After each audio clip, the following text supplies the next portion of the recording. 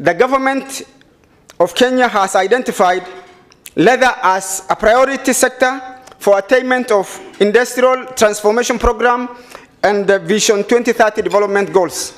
As we continue to work towards promoting a vibrant industry, we need to take note of the various challenges that the industry has faced over time, key among these being high cost of production due to lack of affordable credit for the investors.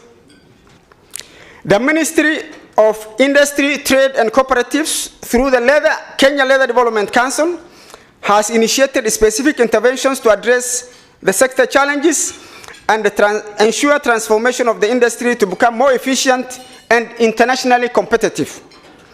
Our country envisages becoming a regional hub of manufacturing of leather, footwear, and leather products. To achieve the envisioned growth, a public-private partnership approach is the way to go. Such collaboration will ensure that the goals of the leather sector are achieved faster and in a more coherent manner. Towards this, the Export Processing Zone Authority has set aside 500 acres of EPZ land in Kinani, Machakos County to host the first modern mixed-use industrial park in East Africa, solely dedicated to the leather sector. The EPZA, in collaboration with the Kenya Leather Development Council, can today proudly confirm that we have completed the master planning phase of the industrial park, and we have similarly finalized and validated the feasibility study and the strategic environmental assessment. As of today, all statutory approvals at both national and county level have been obtained for the new development. The Kenya Leather Park will play a major role towards firmly placing Kenya as a key player in the global supply chain for leather products by providing an enabling, incentivized environment for investments in the sector.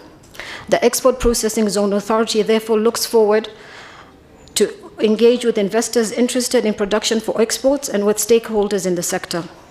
It is our firm belief that this new initiative will also provide the much-needed impetus to economically empower the marginalized pastoralist communities by providing a ready market for hides and skins and to spur entrepreneurship in leather products within an enabling environment. If you think about the global leather trade and production, it's worth about $100 billion US. $100 billion US is the size of the opportunity that we have. And then you look at that and see how much of that is happening in Africa. It's about 4 billion. 4% is what Africa is actually able to do. And if you look at Kenya, we do just about $140 million. Less than 0.25%. It just shows the size of the opportunity and what we could achieve if we got this right. We looked at the economics and the supply chain of this industry, and if you think about it in Africa, Africa today contributes about 20% of the world livestock supply today. In many respects, our ability and capacity to make this work, because we have raw materials, we have the animals, we have the markets, and we have got the expertise around within the country to actually do that. So it is something that we're really excited about, and we hope, together with yourselves, we should be able to drive this. The government policy around driving this sector much more aggressively than we have before.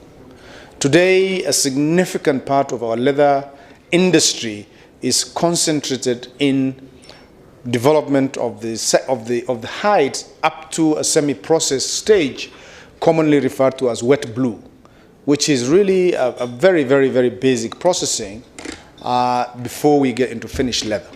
And yet, there's so many leather products that are coming into the country.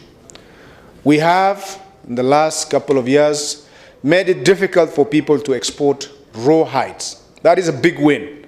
That is to provide raw materials for our industry, and that is working well. What we want to do is in the next 2 to 3 years, and we are doing this jointly with the sector players, is we will also make it difficult for people, industry, to export the semi-processed leather. We want as much as possible of our leather to be processed into the finished leather. That will then become the raw materials for many of our other leather products, be it bags, be it footwear, and so many other things that we will need in our country, in the region, but also be able to export in different parts of the world, where today we have some significant preferential market access, like in the US under the AGOA program, EU, and many other places. What we can do as government is to really provide the necessary enabling environment, be it infrastructure such as the Machakos Leather Park that you will see, or you have seen the model. We will be doing some heavy infrastructure investments in there to make it easy for you just to focus on your actual production, and also the relevant policies that would be necessary to help you compete effectively within the country amongst yourselves, but also globally. It's durable, it's warm, and it also then consumes our own local material. Until this 2 years back or 3 years back, when the CS Mr. Aden took over,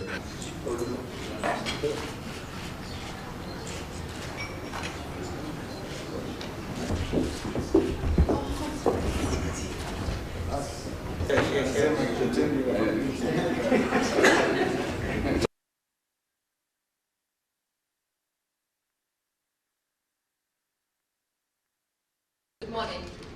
This is very exciting because there are many fantastic